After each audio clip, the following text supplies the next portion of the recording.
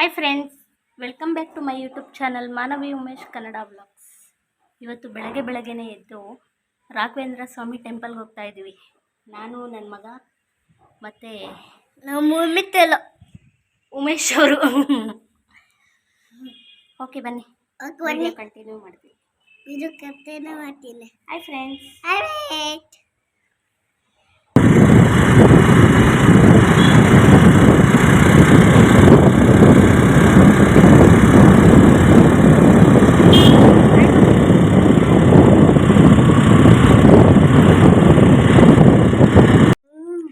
ಪ್ರತಿ ಗುರುವಾರ ಈ ರೋಡಲ್ಲಿ ಹೀಗೆ ಜನ ಇರ್ತಾರೆ.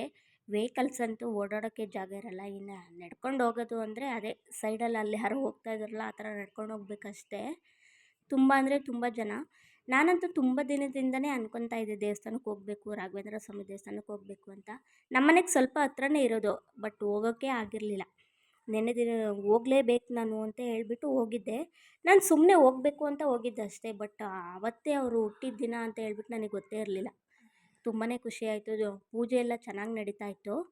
ಆದರೆ ಜಾಸ್ತಿ ಜನ ಇದ್ದರು ನೋಡಿ. ಫಸ್ಟ್ ಇದು ಮೇನ್ ಡೋರ್, ಓಕೆನಾ? ಇಲ್ಲಿಂದನೇ ಬಿಡ್ತಿದ್ದಿದ್ದು ಫಸ್ಟೆಲ್ಲ. ಬಟ್ ಇವತ್ತು ಜನ ಜಾಸ್ತಿ ಅಂತ ಹೇಳಿಬಿಟ್ಟು ಈ ಕಡೆ ಸೈಡಿಂದ ಬಿಡ್ತಾ ಇದ್ದಾರೆ. ಅಲ್ಲಿ ಕ್ಲೋಸ್ ಮಾಡಿಬಿಟ್ಟು ಇಲ್ಲಿ ಬಿಡ್ತಾ ಇದ್ದಾರೆ ನೋಡಿ. ಆದರೂ ತುಂಬ ಜನ ಇದ್ದರು ಅಪ್ಪ. ಆ ಬಿಸಿಲಿಗೂ ಜನಕ್ಕೂ ಆದರೂ ಮಾತ್ರ ಪೂಜೆ ಎಲ್ಲ ಚೆನ್ನಾಗಿ ನಡೀತಾ ಇತ್ತು. ನಮಗೂ ಒಳ್ಳೆ ದರ್ಶನ ಆಯಿತು. ಇಲ್ಲಿ ಬೆಲ್ಲದ ಆರತಿ ಮಾಡ್ತಾಯಿದ್ರು. ಮೇ ಬಿ ಅವ್ರದ್ದು ಅರ್ಕೇನ ಇತ್ತು ಅನಿಸುತ್ತೆ. ಸೊ ಅದಕ್ಕೋಸ್ಕರ ಬೆಲ್ಲದ ಆರತಿ ಮಾಡ್ತಾಯಿದ್ರು. ನನಗೆ ಅದೆಲ್ಲ ಮಾಡಿ ಅಭ್ಯಾಸ ಇಲ್ಲ. ಸೊ ಹೇಗೆ ಮಾಡ್ತಿದ್ದಾರೆ ಅಂತ ಹೇಳ್ಬಿಟ್ಟು ನೋಡ್ಕೊತಾ ಇದ್ದೆ. ಅದಕ್ಕೆ ಒಂದು 2 ನಿಮಿಷ ಅಲ್ಲೇ ನಿಂತ್ಕೊಂಡು ಹೇಗೆ ಮಾಡ್ತಿದ್ದಾರೆ ಅಂತ ನೋಡ್ಕೊತಾ ಇದ್ದೆ. ಇಲ್ಲೂ ಒಳಗಡೆನೂ ಅಷ್ಟೇ ತುಂಬಾ ಜನ. ಎಲ್ಲಿ ನೋಡು ಅಲ್ಲಿ ಕ್ಯೂ. ಅವಾಗ ತಾನೇ ರಾಘವೇಂದ್ರ ಸ್ವಾಮಿಗೆ ಅಭಿಷೇಕ ಎಲ್ಲ ಆಗಿ ರೆಡಿ ಮಾಡ್ತಾಯಿದ್ರು ದೇವರನ್ನು. ಅಂದರೆ ನಾವಿನ್ನೂ ಲೇಟಾಗಿ ಹೋಗ್ಬೋದಿತ್ತು, ಬಟ್ ನಮ್ಮ ಮನೆಯವ್ರಿಗೆ ಆಫೀಸಿಗೆ ಲೇಟ್ ಆಗುತ್ತೆ ಅಂತ ಅಂದ್ಬಿಟ್ಟು ಬೆಳಗ್ಗೆ ಹೋಗಿದ್ವಿ. ಅದು ಫುಲ್ಲು ರೆಡಿ ಮಾಡಾದಮೇಲೆ ದೇವ್ರನ್ನ ನೋಡೋಕ್ಕೆ ತುಂಬಾ ಚೆನ್ನಾಗಿ ಕಾಣಿಸುತ್ತೆ. ರಾಘವೇಂದ್ರ ಸ್ವಾಮಿ ಒಳ್ಳೇದು ಮಾಡಲಿ ಎಲ್ಲರಿಗೂ. ಇನ್ನು ದೇವಸ್ಥಾನದಲ್ಲಿ ಒಂದು 10 ನಿಮಿಷ ಕುತ್ಕೊಂಡು ಹೋಗಬೇಕು ಅಂತ ಹೇಳ್ಬಿಟ್ಟು ಎಲ್ಲರೂ ಅಲ್ಲಿ ಕೂತ್ಕೊಂಡಿದ್ವಿ. ಮೋಕ್ಷದಂತೂ ಒಂದೇ ರಿಯಾಕ್ಷನ್ ಯಾವಾಗ್ಲೂ. ಪ್ರತಿ ಒಂದಕ್ಕೂ ಕ್ಯೂ ಇತ್ತು ಮಾತ್ರ. ಇದು ಬಂದು ಅದೇ ತೀರ್ಥ ಕೊಡ್ತಾರಲ್ಲ, ಅದಕ್ಕೆ ಈ ಕ್ಯೂ ನಿಂತಿದ್ರು. ನಾನು ಏಂತಕ್ಕೆ ಕ್ಯೂ ಅಂತಿದ್ದೀನಿ ಅಂದರೆ, ಜನ ಜಾಸ್ತಿ ಸುಮ್ಮನೆ ನೂಕಾಡ್ತಾರೆ ಅಂತ ಹೇಳ್ಬಿಟ್ಟು ಪ್ರತಿಯೊಂದಕ್ಕೂ ಕ್ಯೂ ಮಾಡಿದರು. ಸಿಸ್ಟಮ್ ಚೆನ್ನಾಗಿದೆ ಇಲ್ಲಿ ದೇವಸ್ಥಾನದಲ್ಲಿ. ನೋಡಿ ಎಷ್ಟು ಜನ ಇದ್ದಾರೆ ದೇವಸ್ಥಾನದೊಳಗಡೆ ಅಂತ. ದೇವಸ್ಥಾನವೂ ದೊಡ್ಡದಾಗಿದೆ. ಇನ್ನು ಈ ಕ್ಯೂ ಬಂದು ಅದೇ ಮಂತ್ರಾಕ್ಷತೆ ಕೊಡ್ತಾರಲ್ಲ, ಅದಕ್ಕೆ ಈ ಕ್ಯೂ. ಇನ್ನು ಈ ಲೈನ್ ಯಾಕೆ ಅಂತ ಅಂದರೆ, ಇದು ಟಿಕೆಟ್ ತೊಗೊಂಡು ಹೋಗ್ತಿದ್ದು. ಬಟ್ ಯಾಕೆ ಅಂತ ನನಗಂತೂ ಗೊತ್ತಾಗಲಿಲ್ಲ. ಆದರೆ ಅಲ್ಲಿ ಬೆಲ್ಲದಾರತಿ ಎಲ್ಲ ಮಾಡಿ ಇಟ್ಟಿದ್ರು. ಮೇ ಬಿ ಅದಕ್ಕೆ ಏನೋ ಅದು ಕ್ಯೂ ಅನಿಸುತ್ತೆ. ಬಟ್ ಗೊತ್ತಾಗಲಿಲ್ಲ ನನಗೆ ಅದು ಏನಕ್ಕೆ ಅಂತ. ನೋಡಿ ಇಲ್ಲಿ ತೀರ್ಥ ಕೊಟ್ಟು ಮತ್ತು ಅಕ್ಷತೆ ಕೊಟ್ಟು ಕಳಿಸ್ತಾ ಇದ್ದಾರೆ.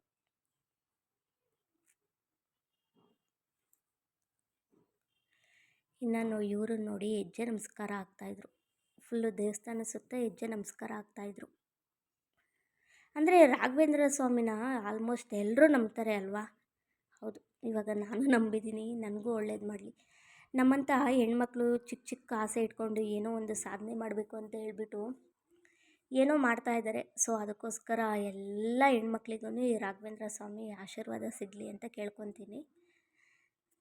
ನೋಡಿ ಅಲ್ಲಿ ಬೆಲ್ಲದಾರತಿ ಅದೆಲ್ಲ ನಿಂಬೆಹಣ್ಣಿನ ದೀಪ ಅವೆಲ್ಲ ಮಾಡಿದ್ರಲ್ಲ, ಸೊ ಅದನ್ನೆಲ್ಲ ತಂದು ಇಲ್ಲಿಡ್ತಿದ್ರು.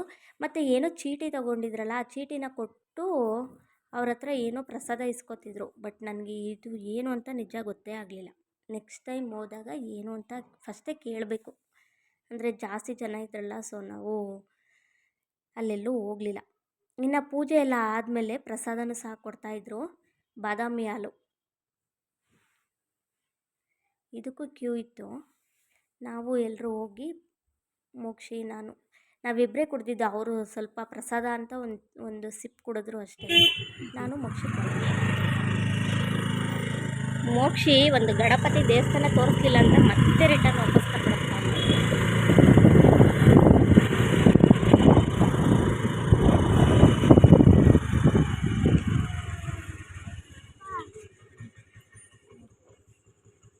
ಮುಂದೆ ಹೋಗುತ್ತೆ.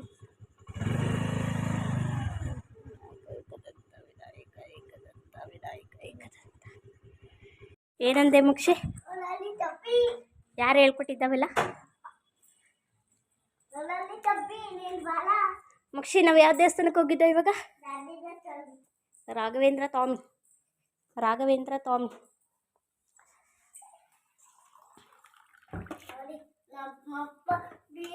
ಬೆಳಗ್ಗೆನೇ ಎದ್ದು ಮನೆಯೆಲ್ಲ ಕ್ಲೀನ್ ಮಾಡಿ ದೀಪ ಹಚ್ಚಿ ಹೋಗಿದ್ದೆ ದೇವಸ್ಥಾನಕ್ಕೆ. ಹಾಂ ಏನು ಮುಕ್ಷಿ?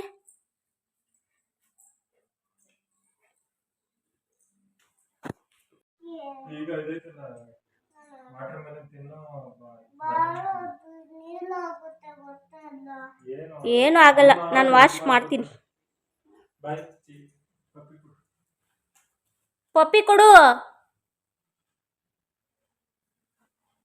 ಅಪ್ಪಂಗೆ.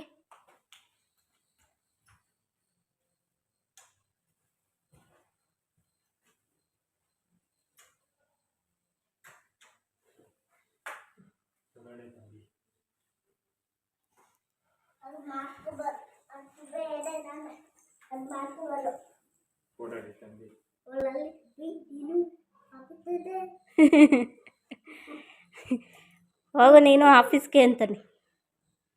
ನೀನು ಸ್ಕೂಲ್ಗೆ ಹೋಗು. ಮಕ್ಷಿ ನೀನು ಸ್ಕೂಲ್ ನೋಡ್ದ ಅಲ್ಲಿ?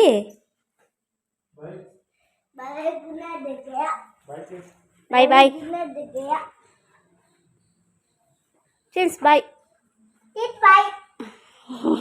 ನೀನು ಅಪ್ಪ ಬಾಯ್ ಅನ್ಬೇಕು. ನಾನು ಮಾತ್ರ ರೋಡಲ್ಲಿ ಅಪ್ಪ ನೋಡ್ತೈತಿ.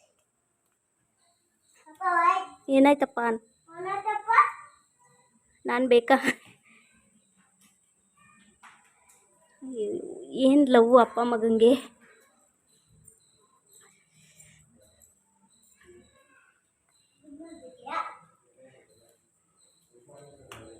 ಇದು ಗುಡ್ ಮಾರ್ನಿಂಗ್, ಗುಡ್ ನೈಟ್ ಅಲ್ಲ.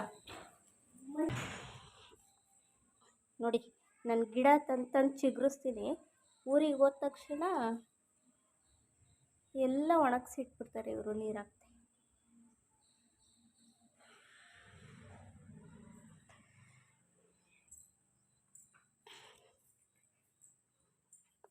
ಬಂದ ಇವನು ಸ್ಟಡಿ ಮಾಡೋಕ್ಕೆ.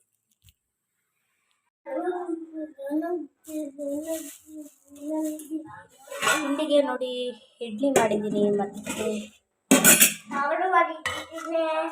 ಹಾಗೆ ದಾಲ್ ಟೈಪ್ ಮಾಡಿದ್ದೆ. ಇಡ್ಲಿಗೆ ಚೆನ್ನಾಗಿರುತ್ತೆ ಅಂತ.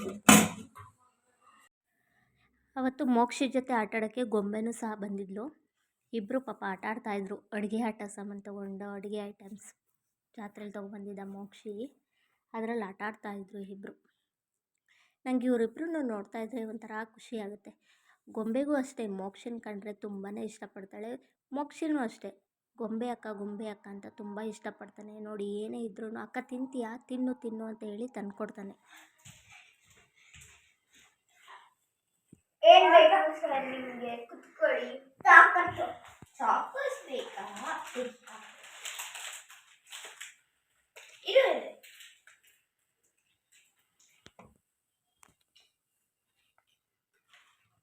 ಚಾಕೋಸ್ ಹಾಲು ಬೇಕು. ಹಾಲು ತಗೊಳ್ಳಿ ಚಾಕೋಸ್.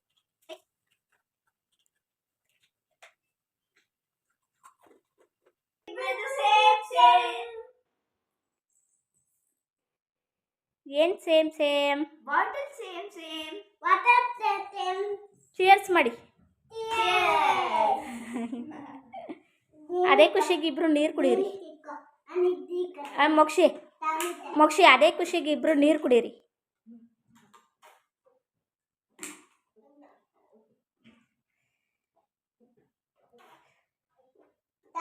ಅಷ್ಟು ಫಾಸ್ಟಾಗಿ ನೀರು ಕುಡಿಬಾರ್ದು, ಸ್ಲೋಗಿ ನೀರು ಕುಡಿಬೇಕು.